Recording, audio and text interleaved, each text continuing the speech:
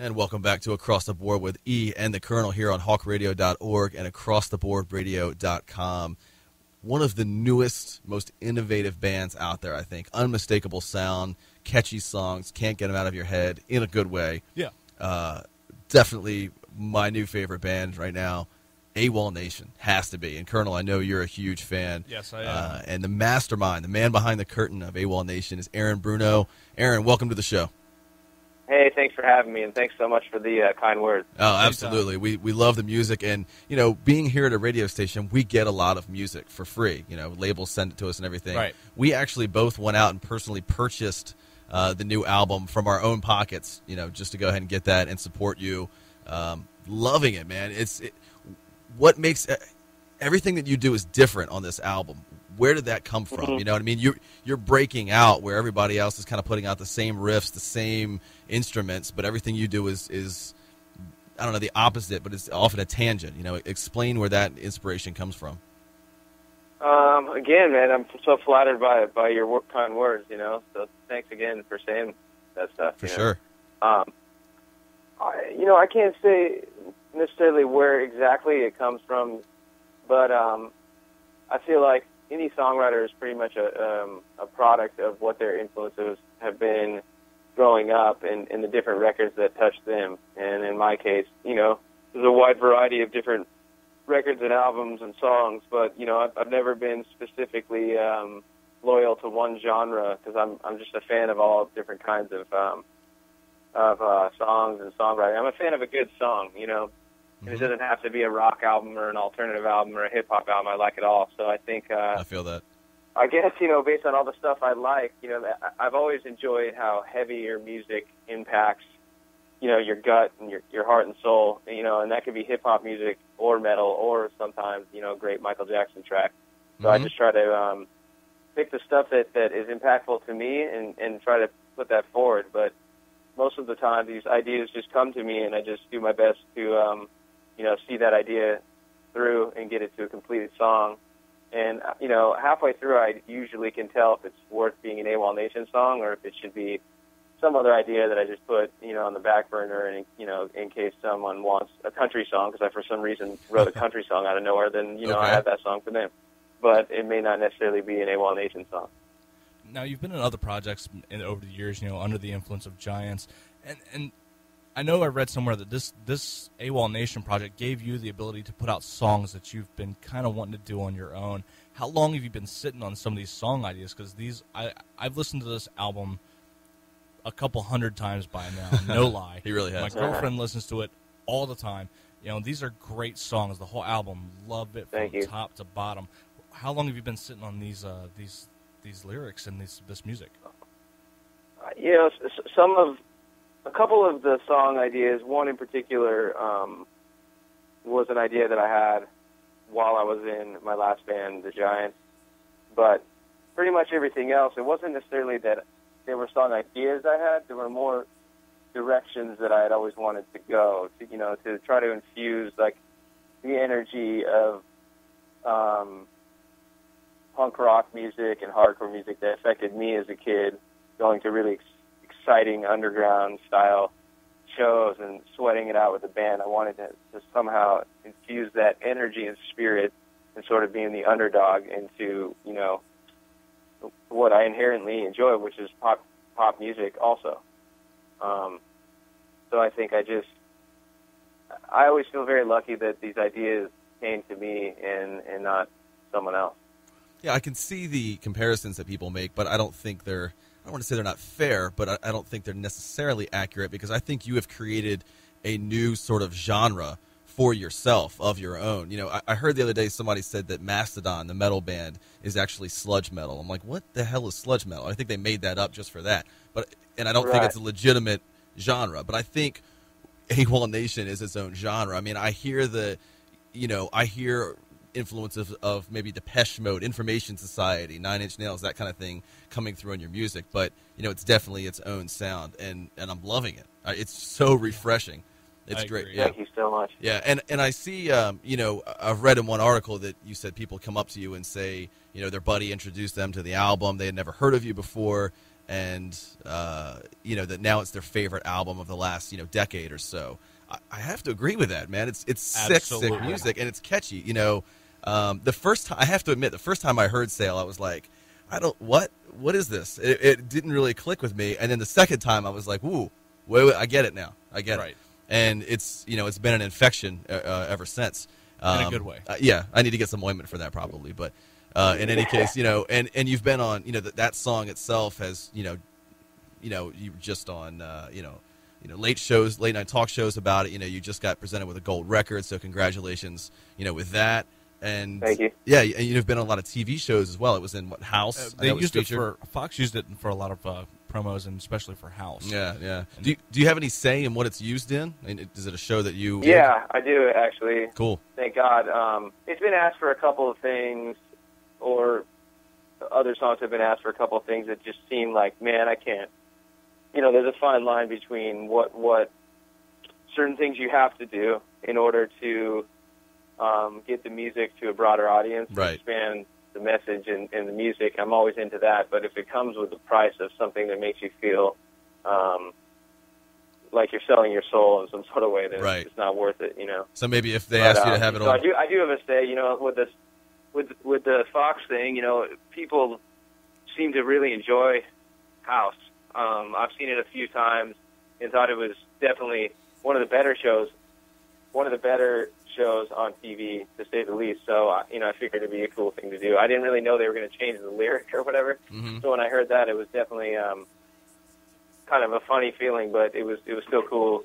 Anytime you see or hear your music on a mainstream thing on TV, or like doing the Tonight Show, it's a really trippy experience, because right. I thought, at the very best that this would hit some sort of like underground kind of phrase, but not necessarily hit as much of the mainstream as I feel like it has, It was definitely unexpected. I didn't know if anyone was I guess, maybe strange enough to understand where I was coming from, Well, you've definitely got me strange hooked, world, yeah. Now, did you know that they were going to present you with a gold record on The Tonight Show, or was that a complete surprise? No, I knew about it because I had already received it. But they just wanted to take a photo with Jay. It's kind of like a classic label thing to do, so we just took a photo, and that was cool. But it's funny because we have the record went the single went platinum in Canada 2 weeks before I got the gold plaque. So that just goes to show you how slow everything really is. Yeah, wow. And to be honest with you, everyone hears the music and they love the music, but the other side that they have to see is the videos. I've seen the video for Sail. I've seen the video for Burn It Down. Both are absolutely amazing. They're trippy. Yeah. The Sail video, when I watched it, I felt like I was in the video. I was teleported into that, and that feeling came over me, like where I felt like I was in the house with you. Right. And the Burn It Down video is just absolutely entertaining. You touched on a couple things that are encouraging to me that people are noticing, which is that people are freaked out when they see it. And it's not like it's the weirdest music in the world, or it's not like we're reinventing the wheel necessarily, in my opinion. But everything I want to do, I want to be a little bit from left field, because we've all seen the videos of the young band playing in the small dirty club and the kids looking cool and going off. We've seen that a million times. We've also seen almost every possible way you could play, in a cool environment for a video. And we got lucky that Sail was the song that people gravitated towards because it's a stranger song. Mm-hmm. And so I think that gave us the freedom to continue to put out, I guess, sort of stranger, out-of-the-box videos, and I can't wait for you guys to see this new video for a song called Not Your Fault. That's going to be, I think, really cool. It's I'm most proud of this video of anyone we've done before. Good. I'm stoked about that. It involves 3D and soft animation. Nice. Really? And when will we expect that video to be out? I think it's supposed to be somewhere on the internet, whichever way people think is cool to release videos first. It's going to happen, I would say, within the month. Cool. We keep trying to release, Not Your Fault is the next single, and it's doing pretty good, but that song's sale just seems to not be able to die. It's the weirdest thing. I didn't expect that, so I'm just kind of riding the wave and see where it takes me. Yeah, and it's deserved. It really is, because my favorite song on the album, Soul Wars. I just love that riff. That it's a great song. I would say Burn It Down. Energy. That's my pick. And that's the other thing I was going to say was all these songs, even the slower songs, seem to still have a feeling of infused energy. Mm-hmm. Was it written that way? It's something that just kind of comes natural because I want to evoke a lot of positive energy and make people feel amped up, and surfing has a lot to do with it because I often listen to certain kinds of records to go to the beach and get pumped up to push myself. Nice. Maybe into bigger waves or just to progress and sort of be one with nature without sounding too hacky sack on you. Right. And so it's sort of a bit of a soundtrack to my day-to-day search for the best waves, and then applying that kind of energy to an album and do something that gets me kind of excited and stimulated musically. Definitely, man. And I actually, this is E. I surf too. I mean, we're on the East Coast, so we don't have a lot of waves, but in the Mid-Atlantic. But yeah, I definitely surf as well. Are you goofy-footed or orthodox? No, I'm regular, Yeah, and I'm that's a good thing because there's a lot of good rights. Yeah, I'm goofy. I can't switch. I've tried, man. I keep falling off. I don't know. Right. Yeah. Anyway, yeah. You're here listening to Across the Board with Ian the Colonel on hawkradio.org and acrosstheboardradio.com. We're here with Aaron Bruno of Awolnation talking about Megalithic Symphony. Go out and get it. Go out and see these guys on the road. Aaron, again, people are listening all over the world right now. Where can they see you on tour? Right now, for better or for worse, we're going to be in the United States for most of the month of November, and then in December as well. I think next year we're going to venture out and go to more of the world, hopefully. Okay. What's your favorite place to be? Where are you most comfortable? On the stage, at home, or in the recording studio? Probably in the ocean when I'm surfing. Nice. Even better answer right there.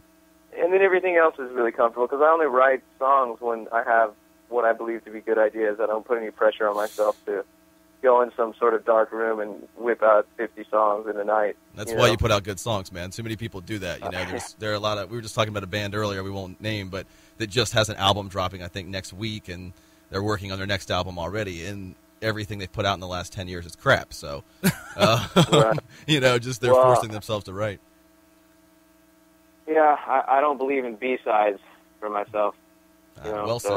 I want any song on the record to represent, my best foot forward. It could be a different style song or a different kind of emotion that it makes you feel. But I would hope that any song on the record, could reach someone if that's the way they have to hear. Because you never know how people hear records. It's so annoying when your best buddy's like, you got to hear this record. It's the best record of all time. And your natural reaction is to say, yeah, right. Let me hear this thing. Yeah, right. And then you hear it. And so, I find that sometimes just hearing one song sucks you in enough to listen to the rest, and the goal is accomplished. Yeah, and to be honest with you, I know you said you love the video for Not Your Fault, but which song on the album is your favorite? Night's of Shame, the last song on the record. Mm-hmm. It's a long epic. one, and it took a lot of thought and care to complete it. So when we play it live, it's very, very rewarding to have a 12-minute song not be boring for me to play, first and foremost, and it seems that the audience can feed off our energy when we play that song. I get there's a little bit of musical chairs with the instruments, so people get to try out different parts of the stage. So that's the most fun for me. That's sick. Right. I get the feeling that your shows, the fans go absolutely bat crazy. Yeah. I cannot see it any other way. That it's just to be able to. That's always the goal. Certain places get crazier than others, of course, but you just go with the flow. And sometimes you have a moment where you have to realize that you're not in an energetic environment. You're playing like the a Tonight Show kind of situation where there's no crowd surfing at the Tonight Show. Right. So you got to kind of put your head down and remember why you love the music, and not have to rely on the audience's energy. It's a completely different vibe. It's a good point. We've never heard anybody describe it from that perspective. That's a really, really good point. Now, you talked about surfing. Who is your favorite surfer that's also a musician then? You know, is it Jack Johnson? Is it Donovan Frankenreiter? Is it, Curran? Or none of those guys? I think that Dick Dale? I would say Timmy Curran Okay.